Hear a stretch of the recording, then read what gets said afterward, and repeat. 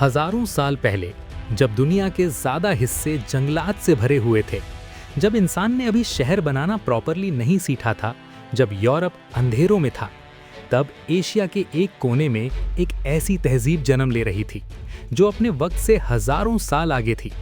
सीधी सीधी सड़कें, घर के अंदर बाथरूम्स, जमीन के नीचे drainage system, international trade network, और सबसे हैरत की बात, कोई बादशाह नहीं, कोई महल नहीं, कोई जंग के निशान नहीं।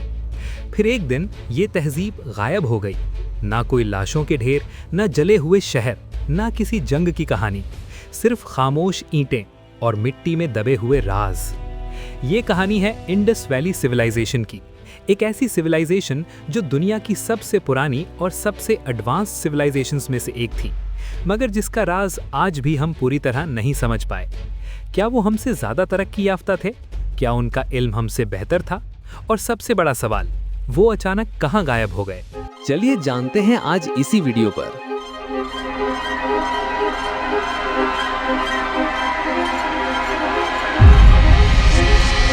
साल था 1920 के आसपास। ब्रिटिश इंडिया का दौर। रेलवे लाइन बिछाई जा रही थी।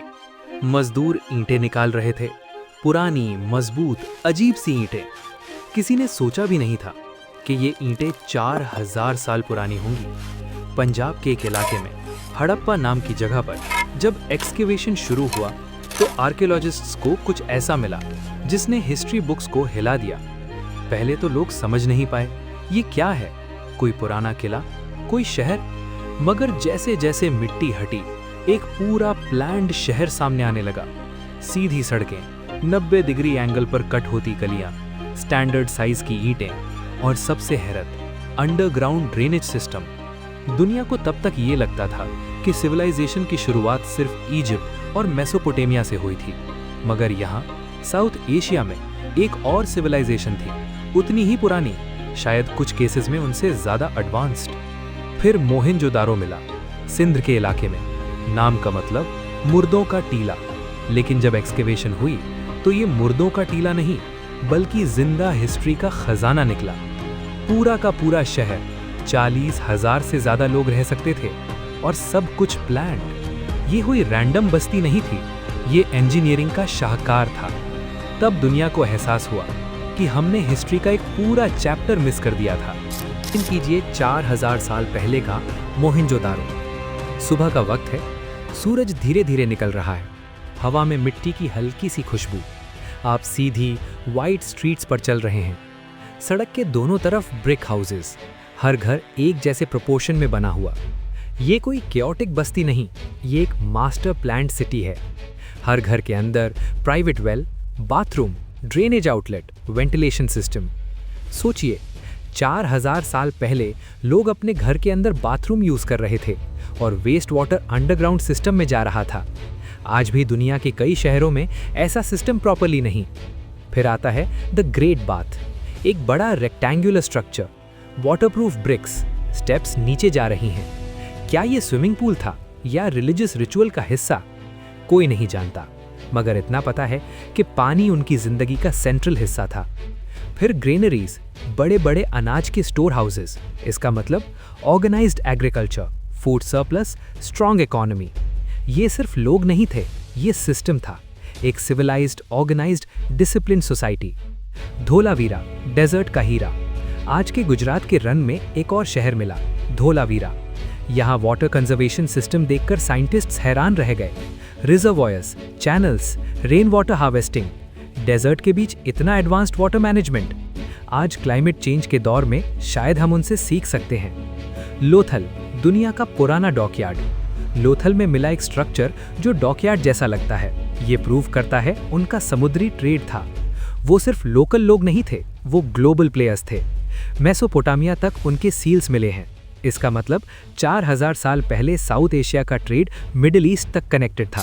अब इमेजिन कीजिए, आप 2000 BCE में मोहनजोदारो के एक घर में खड़े हैं। सुबह हो चुकी है, एक औरत चूल्हा जला रही है, गंदम पीस कर रोटी तैयार कर रही है। बच्चे मिट्टी के खिलौनों से खेल रहे हैं, छोटे छोटे कार्ड्स, जानवरों के फिगर्स। एक आदमी वर्कशॉप में बीड्स बना रहा है, कार्नेलियन स्टोन से। ज्वेलरी इतनी फाइन कि आज के मॉडर्न ज्वेलर्स भी इम्प्रेस हो जाएं। मार्केट में लोग एक्सचेंज कर रहे हैं, अनाज, कपड़ा, मेटल टूल्स, ज्वेलरी और सब कुछ स्टैंडर्डाइज्ड वेट्स के साथ। हर चीज़ का एक फिक्स्ड मेजरमेंट सिस्टम था। इसका मतलब strong administration, economic regulation, organised governance. मगर सवाल ये है, ये सब कंट्रोल कौन करता था? कोई बड़ा महल नहीं मिला, कोई जायंट किंग स्टैचू नहीं, कोई रॉयल टूम नहीं। क्या ये सोसाइटी डिसेंट्रलाइज थी? क्या ये लोग पीसफुल डेमोक्रेसी जैसी सिस्टम फॉलो करते थे? ये राज आज भी जिंदा है। सबसे बड़ा मिस्ट्री उनकी स्क्रिप्ट।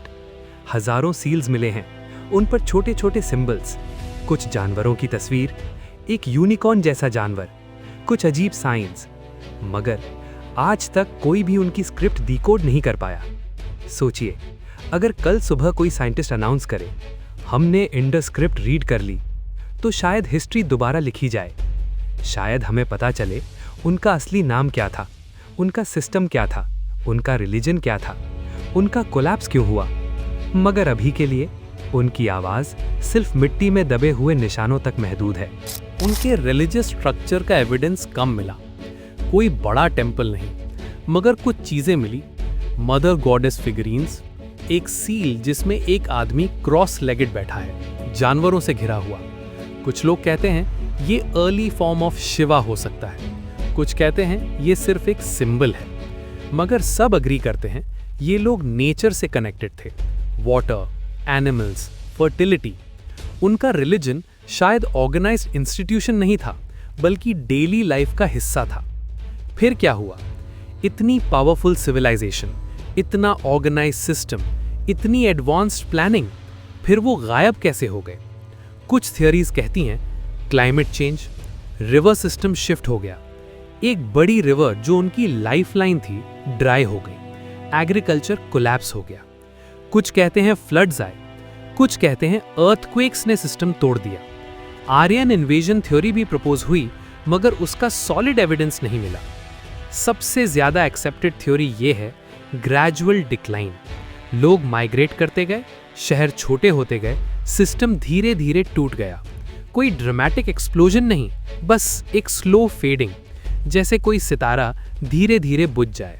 आज जब आप मोहेंजो-दारो के रूइंस में खड़े होते हैं, हवा चलती है और लगता है जैसे कोई पुरानी आवाज फुसफुसा रही हो। हम यहाँ थे। हर ईंट एक कहानी है, हर सील एक मैसेज। मगर जब तक हम उनकी स्क्रिप्ट नहीं पढ़ सकते, तब तक ये कहानी अधूरी रहेगी। क्या वो हमसे ज्यादा तरक्की याफ्ता थे? क्या उनका सिस्टम ज्यादा सस्टेनेबल था? क्या हमने उनसे कुछ सीखा, या हमने सिर्फ उनका रास्ता भुला दिया? इंडस वैली सिविलाइजेशन सिर्फ एक लॉस्ट सिविलाइजेशन नहीं, एक पहेली है, एक खामोश सवाल जो 4000 साल बाद भी इंसानियत से जवाब मांग रहा है।